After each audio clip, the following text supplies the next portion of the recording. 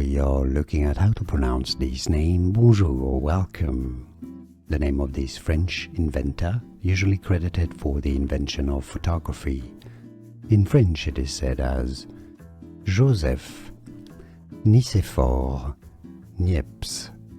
Joseph Nicéphore Niépce. So, in English, if you cannot pronounce French perfectly, you can always say it as Nicéphore Niépce. Nicéphore Niépce. We are looking at how to pronounce this name. Bonjour or welcome. The name of this French inventor, usually credited for the invention of photography.